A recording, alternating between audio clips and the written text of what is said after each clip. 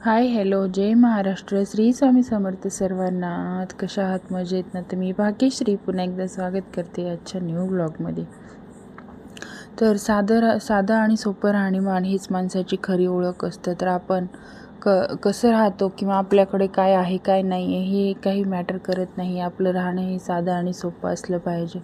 तर देखाव्याच्या आयुष्यामध्ये लोक पळते घडीच्या काट्याबरोबर पळायला लागले, तर आपण आनंद घेणं विसरलो आहे. आपण फक्त देखावा करण्यामध्येच खूप परेशान होत आहोत. तर आयुष्य जगण्यासाठी साधं सोपं एक गणित असतं की आहे ती परिस्थिती आपण स्वीकार करून आनंदाने जगायचं असतं. पण आताच्या काळामध्ये लोक देखाव्यामध्ये आणि लाईफस्टाईलच्या ज्या वेगवेगळ्या सवयी झाल्यात लोकांना की त्या दुसऱ्यांना दाखवण्यासाठीच ते जास्त परेशान असतात. तर असं न करता आपण आपल्या आयुष्यामध्ये असणाऱ्या छोट्या छोट्या गोष्टीचा आनंद घेत आपलं आयुष्य जगायला काही हरकत नाही.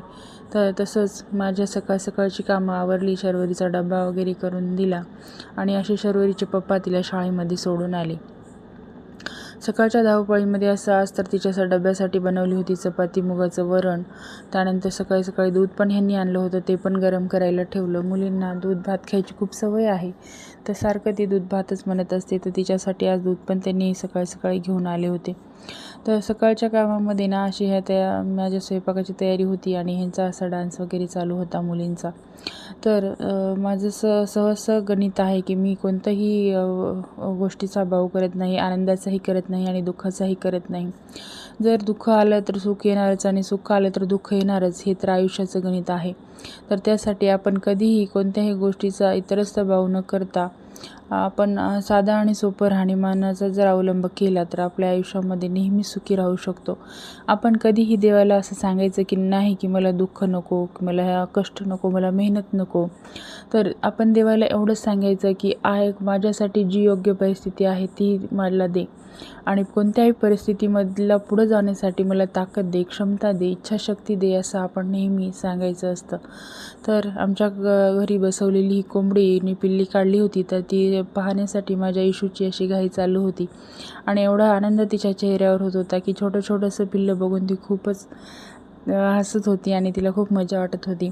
तिला ते पिल्लू हातामध्ये घ्यायचं होतं, पण ती कोंबडी चावते, तर त्यासाठी ती काही घेतली नाही. आणि त्यानंतर सकाळचं असं आवरल्यानंतर आम्ही निघालो होतो दवाखान्यामध्ये, कारण दोघींनाही सर्दी, ताप आणि खोकला असं झालं होतं. आता वातावरण चेंज होते, त्यासाठी थोडंसं लक्ष द्या. आम्ही आल्यानंतर असा बाहेरचा व्ह्यूज होता तिथं आतमध्ये बसण्यासाठी सुद्धा जागा नव्हती.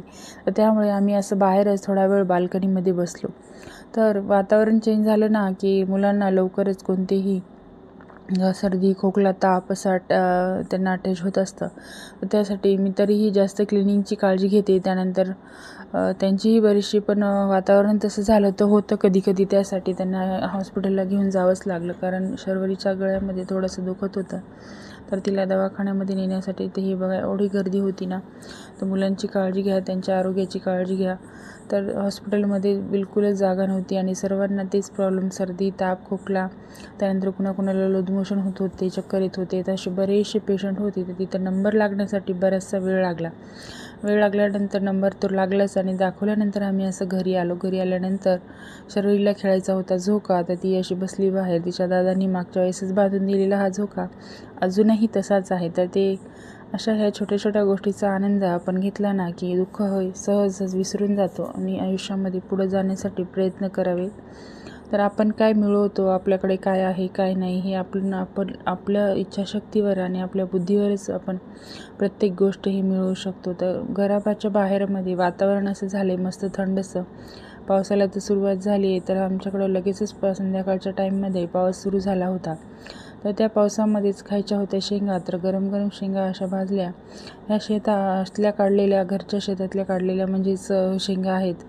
तर शेतामध्ये सर्वच मिळतं. माझ्या घरच्या शेतामधल्या शेंगा, त्यानंतर करडीचं तेल, त्यानंतर ज्वारी, डाळी असं सर्व साहित्य, त्यानंतर शेतामधल्या मिरच्या, असं ओरिजिनल सर्व साहित्य मिळतं. शेती करणं ही काही साधी गोष्ट नाही आहे. त्यासाठी जीवाचं रान करावं लागतं, पण सगळं आपल्याला शेतीमधलं ओरिजिनल खायलासुद्धा मिळतं.